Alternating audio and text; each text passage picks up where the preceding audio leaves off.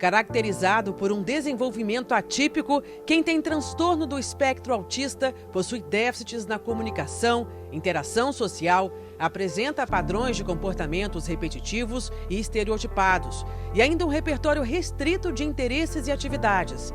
Os sinais de alerta no neurodesenvolvimento da criança podem ser percebidos desde os primeiros meses de vida, sendo o diagnóstico estabelecido por volta dos 2 a 3 anos de idade.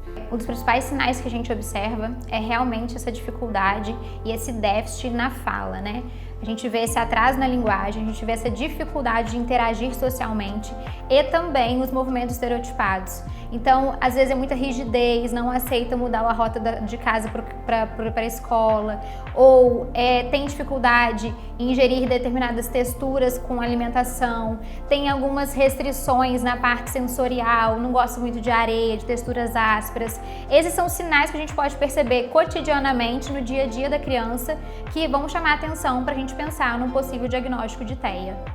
Esther é mãe do Benjamin, de 6 anos. Autista nível 2, deu os primeiros sinais do TEA aos 8 meses. Hoje eu tenho essa consciência de que o que ele tinha já eram estereotipias, né? Já eram os flaps. Com 8 meses ele já levantava as mãos assim perto do olho e com uma atitude como se estivesse coçando muito o olho. A gente achava que era sono, a gente achava que talvez fosse apenas alguma maniazinha dele, mas na verdade o autismo já estava ali. Então ele foi crescendo, ele andou no tempo certo, Benjamin chegou a falar algumas palavras, ele engatinhou no tempo certo, ficou firminho, né, durinho. Foi um desenvolvimento assim, teoricamente normal, né, para uma criança. Mas com 8 meses ele já apresentava essas questões. Com 1 ano e 6 meses foi quando a gente começou a ficar bem assim assustado, porque ele não falava muitas palavras, mas já falava algumas, mamãe, papai, vovó, titi.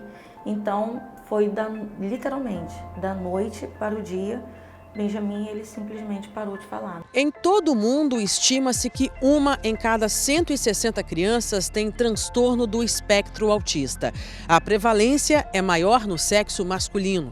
A identificação de atrasos no desenvolvimento, o diagnóstico rápido e o apoio educacional na idade mais precoce possível pode levar a melhores resultados a longo prazo. Aproveitando a neuroplasticidade cerebral, a gente precisa que essa criança receba esse apoio cada vez mais cedo, com um diagnóstico precoce, para que essa criança tenha um desenvolvimento mais perto de um desenvolvimento típico.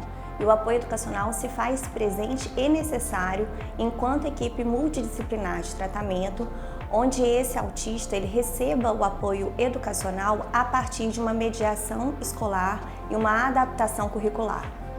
O diagnóstico é essencialmente clínico, feito a partir de observações da criança. Esther relata que teve dificuldades em receber um parecer. Quando a gente levou ele a primeira vez no neuro, a gente foi até um pouco criticado pelo neuro, porque como ele era muito novinho, então o neuro falou assim, eu já até sei o que vocês estão achando. Ele não é surdo e ele também não é autista.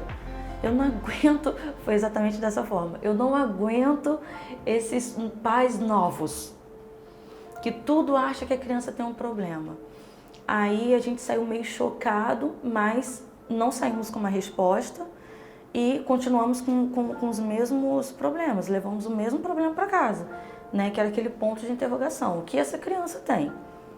E quando o tempo foi passando, recorremos a pediatra, né? Aí a pediatra falou, põe na escola, coloca na escola que daqui a pouco isso passa, você vai ver só, porque ele não está tendo contato com outras crianças. Levamos para a escola e aí a escola começou a despertar em nós algumas coisas.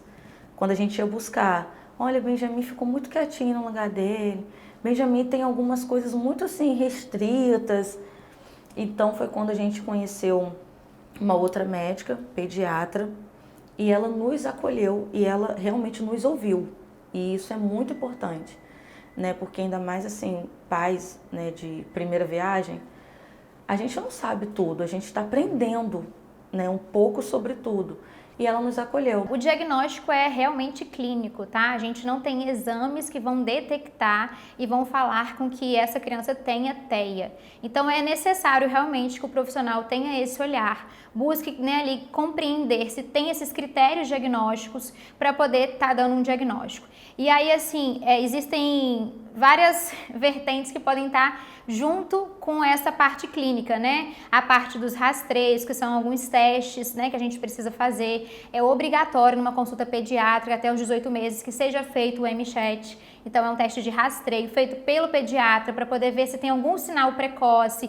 Tem outros testes que são de rastreio, mas mesmo que esses testes tenham ali dado indícios, o diagnóstico é feito exclusivamente clínico. Fala-se muito do tratamento para o autista, mas a família, na maioria das vezes, não sabe como caminhar ao receber o diagnóstico. Não se trata uma criança autista sem tratar a família, né?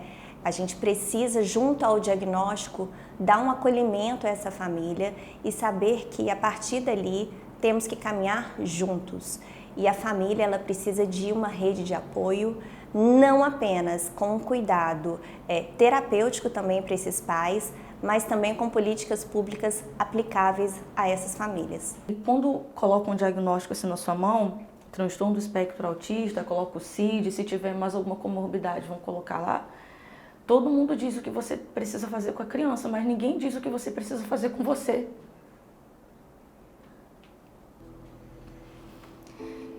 E por causa da criança, você abre mão de você mesma. Então, durante muito tempo, eu abri mão de mim mesma, eu deixei a minha profissão para depois, precisei deixar muitas amizades para depois, precisei deixar sonhos para depois.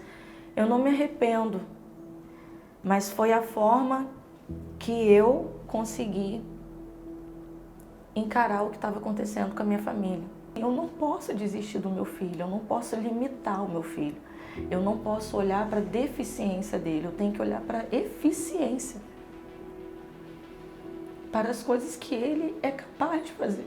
Não coloque limitações, porque com certeza ele é capaz, sim. É isso. Vai respirando, só para te dar um abraço. Um abraço de mãe, uma passando força para a outra. História linda. O que ocasiona o autismo ainda permanece oculto, mas evidências científicas apontam que não há apenas uma causa, mas sim a interação de fatores genéticos e ambientais. Sobre isso, a gente fala no próximo programa.